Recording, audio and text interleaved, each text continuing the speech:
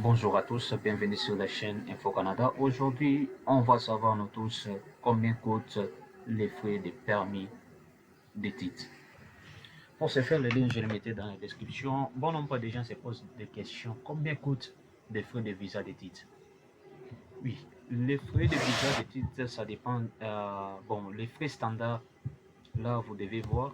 Là, je vais vous montrer carrément. Le lien, je le mettais dans la description. Vous pouvez aussi parcourir aussi les sites de l'immigration pour voir quels sont les coûts. Mais les liens, je les mettais dans la description.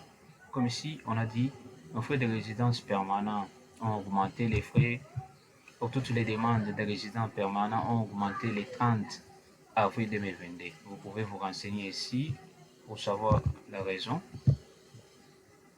Vous pouvez toutefois lire les liens aussi, je les mettais dans la description. Et surtout, si vous avez des questions, des préoccupations par rapport à ça, n'hésitez pas surtout en laissant un commentaire. Vous pouvez voir, vous pouvez aussi lire quels sont les frais qui sont augmentés, par rapport à quoi et tout ça. Vous pouvez toutefois lire les liens aussi, je les mettais dans la description. Là, on doit savoir, ici c'est écrit, vous pouvez payer les frais de diverses façons en fonction du type de demande que vous voulez présenter et l'endroit d'où vous les payez. Répondez aux questions ci-dessus pour obtenir les instructions de paiement. Comment payer vos frais? Vous voyez ici comment vous pouvez payer vos frais. Vous allez ici, là où c'est écrit, à partir d'où effectuez-vous les paiements. C'est où vous voulez effectuer votre paiement. Si vous faites votre demande en ligne, c'est où vous voulez effectuer votre paiement. Dans votre pays ou en dehors de votre pays. Si vous êtes dans votre pays, il suffit de cliquer là-bas et de sélectionner là où vous êtes, carrément.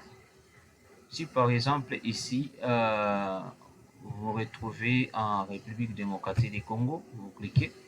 Si vous êtes en Algérie, vous choisissez Algérie. Et ici, on écrit quel type de demande présentez-vous. Vous voyez ici.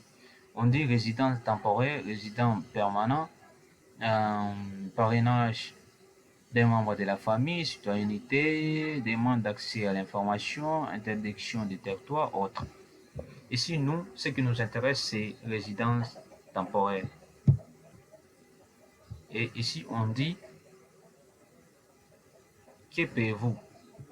Vous allez choisir si vous, pour vous, c'est l'autorisation des voyages électroniques, expérience international canadien, permis d'études, permis de séjour temporaire, permis de travail, visa de visiteurs. Pour nous, ce qui nous concerne, c'est les permis d'études. Vous cliquez sur les permis d'études et ensuite vous cliquez là où c'est écrit obtenez les instructions de paiement. Et vous allez voir les résultats et voir quels sont les prix. Quels sont les prix. Vous voyez, en fonction des prix. En fonction des prix, les frais, vos frais, permis d'études, y compris les prolongations par personne. C'est-à-dire, à peu près, c'est 150 dollars canadiens. Et en dollars américains, c'est à peu près 125 dollars.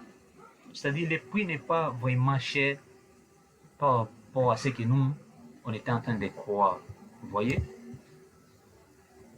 Si, attendez, maintenant je fais des calculs. Vous voyez que c'est vraiment abordable et c'est simple. Et les frais, y compris les frais biométriques, si il vous demande de faire des données biométriques, d'avoir vos empreintes, vous voyez, les frais biométriques par personne, c'est à peu près 85 dollars canadiens. En dollars américains, c'est 70 dollars.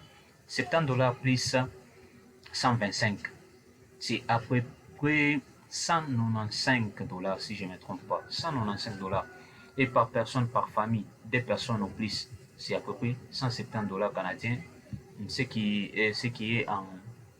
donne 140 dollars américains. Vous voyez, les frais pour les services de collecte des données biométriques couvrent la collecte des empreintes digitales et une photo numérique, l'expédition de vos données entre notre bureau de visa et de l'immigration, où vous pouvez fournir vos données biométriques.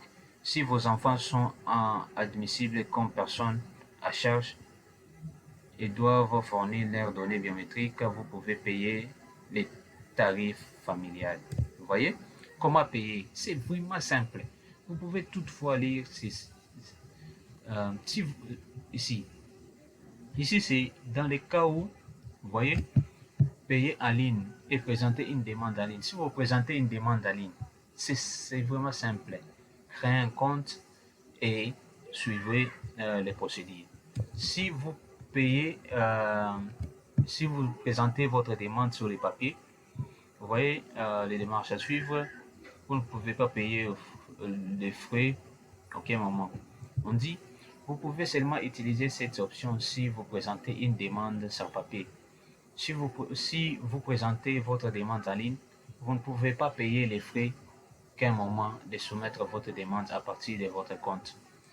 Pour payer vos frais en ligne, vous avez besoin d'un logiciel de lecture, tout ça, d'imprimer, carte de crédit, tout ça. Vous voyez? Là, on dit payer mes frais en ligne. Si vous voulez payer en ligne, vous pouvez toutefois payer en ligne. Vous pouvez lire. C'est pas tellement si cher. Un jour viendra, je vais vous montrer comment vous-même vous pouvez faire une demande. Vous pouvez faire une demande d'admission à des universités. Vous voyez, vous pouvez faire une demande à des universités d'admission pour voir votre lettre d'acceptation et aussi soumettre les documents. Quels sont les documents qui sont nécessaires? Là, je ferai une vidéo là-dessus. Je vais vous montrer toutes les démarches, toutes les étapes que je suis en train de passer aussi pour obtenir les visas d'études. Et si vous avez regardé cette vidéo, merci d'avoir regardé cette vidéo. Surtout partagez la vidéo. À force de vous abonner, à force de partager, ce qui nous donne aussi la force de vous proposer d'autres vidéos. Et si vous avez des questions, des préoccupations, n'hésitez pas surtout à me contacter, à laisser un commentaire. Merci et à bientôt.